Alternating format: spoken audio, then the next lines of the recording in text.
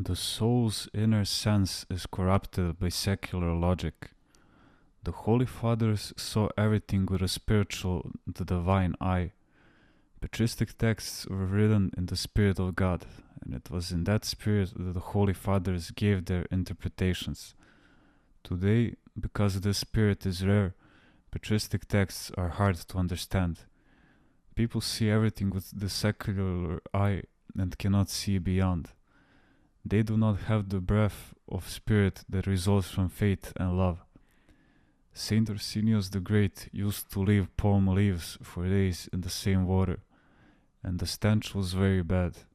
It is so hard for us to understand what benefit he received from that dirty water. But I don't understand that, we hear some people say.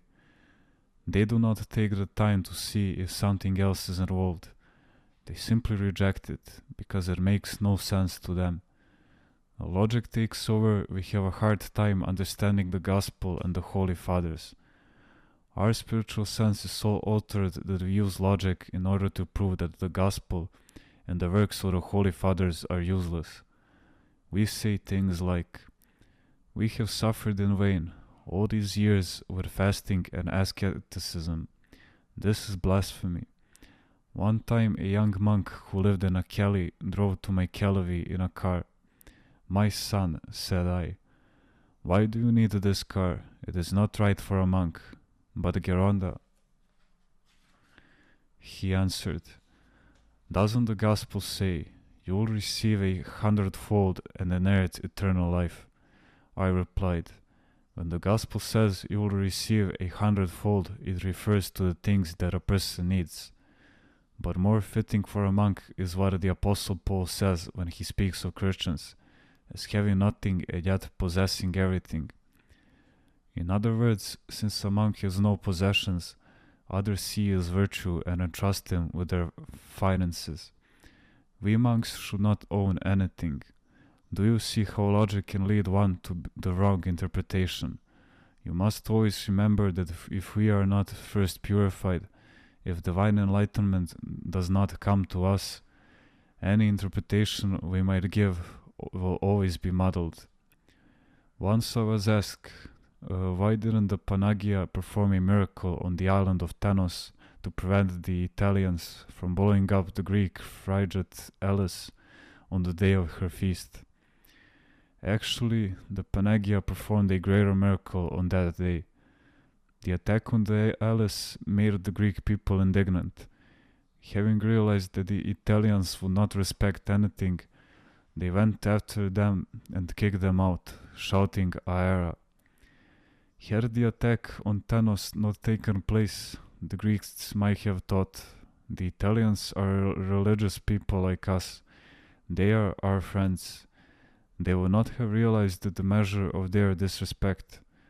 So what I am supposed to say to people who put logic first and ask me questions like, why didn't Panagia perform a miracle?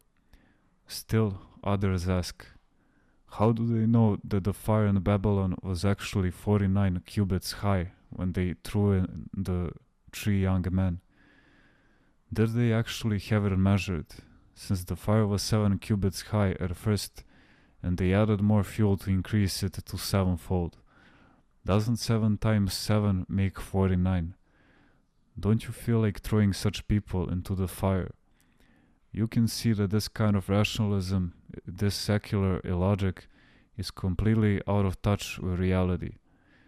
Even some modern theologians spend their time asking similar questions.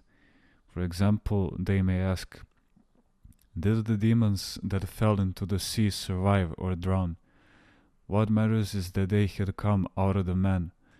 Why are you so concerned with what happened to them? Make sure that you don't get possessed yourself, and don't be concerned about where the demons are now.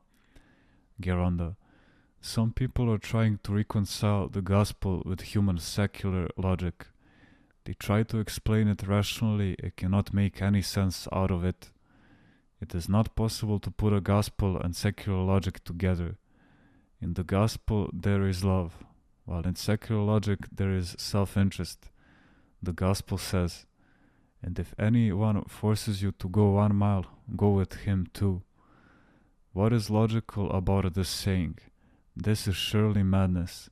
This is why those who try to reconcile the gospel with secular logic find themselves in utter confusion.